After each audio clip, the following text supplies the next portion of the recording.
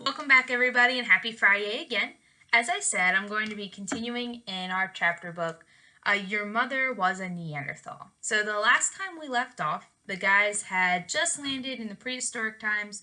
They have encountered a bunch of cavemen running away from a giant dinosaur. So let's see what happens to them in chapter 2.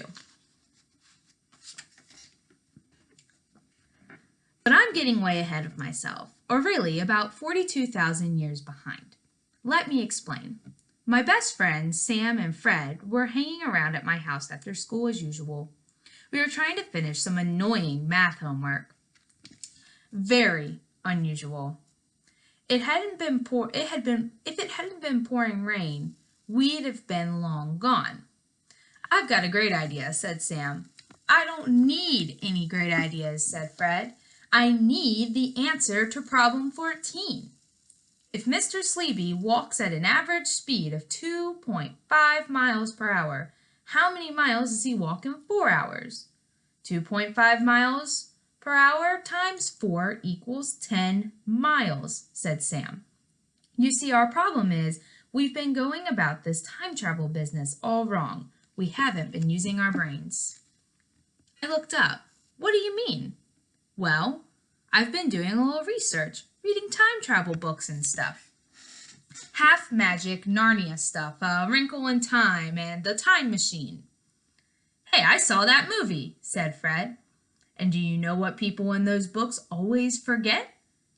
Food, said Fred. They never eat in those books.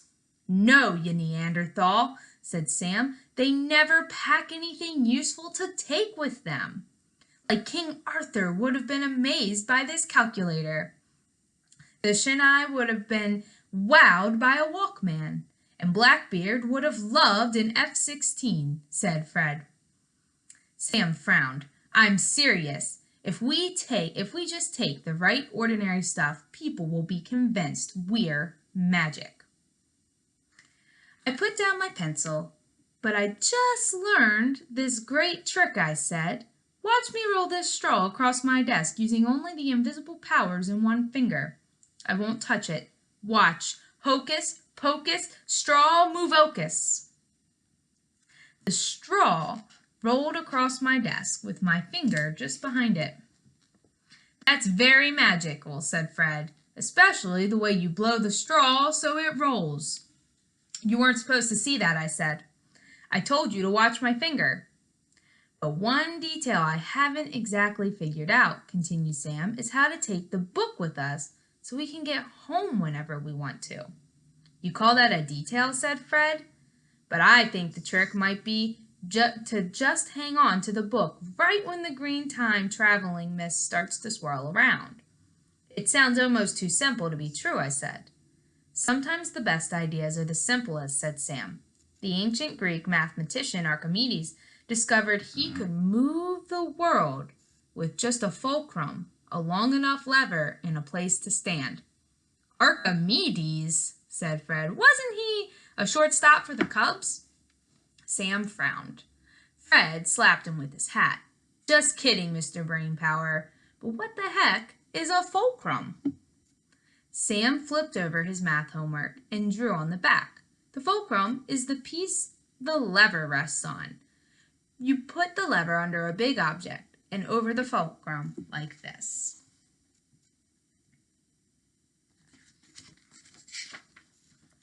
Pull down the lever, big object pops up. Fascinating, said Fred with a yawn. But let's get back to time traveling. Where do we go next? Ancient Egypt? Outer space? The future? Well, obviously, said Sam, adjusting his glasses. The farther back in time we go, the more impressive our things will be. Oh, obviously, said Fred. So if we go back to prehistoric times, we'll be most impressive. Oh, most impressive, said Fred. Actually, for once, you make great sense, I said to Sam. I guess we were pretty stupid not to figure it out sooner. Speak for yourself, said Sam. Well, what are we waiting for, said Fred. Let's pack up and head for the Stone Age. So what should we take, I asked. Weapons? said Fred. Tools, said Sam. What about magic tricks? I asked. Weapons, said Fred a little louder. Tools, said Sam a little louder. Hold it, you guys, I said. Let's split up. Everybody take whatever you think is best from the house. We'll meet back here in half an hour. What about your mom? Said Fred. I'm still in trouble for breaking your lamp. Don't worry, I said. She won't be home until 5. It's only 4. We'll take off for the Stone Age at 4:30 and be back at 4:30, said Sam, with plenty of time to finish homework for Mr. Dexter and put everything back for your mom. We scattered, and 30 minutes later we were standing in my room, loaded for time travel. Fred held a slingshot and a barbecue fork, a Swiss Army knife, a water gun, and a Walkman hung from his belt. His pockets were stuffed with tapes, marbles, and stick matches. Sam looked like a walking gadget store. Pens, can openers, potato peelers, scissors, thermometers, buckles, zippers, paper clips, safety pins, hammers, pliers, paper cups, and a folding saw hung from every available belt, loop, and pocket. I wore my magician's top hat and filled my pockets with magic rings, my wand, flash paper, coins, scarves, ropes, and juggling balls. I held the book with both hands.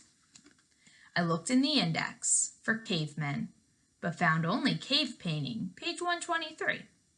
Time Warp Trio, prepare to meet your ancestors, I said, and flipped the book open to page 123.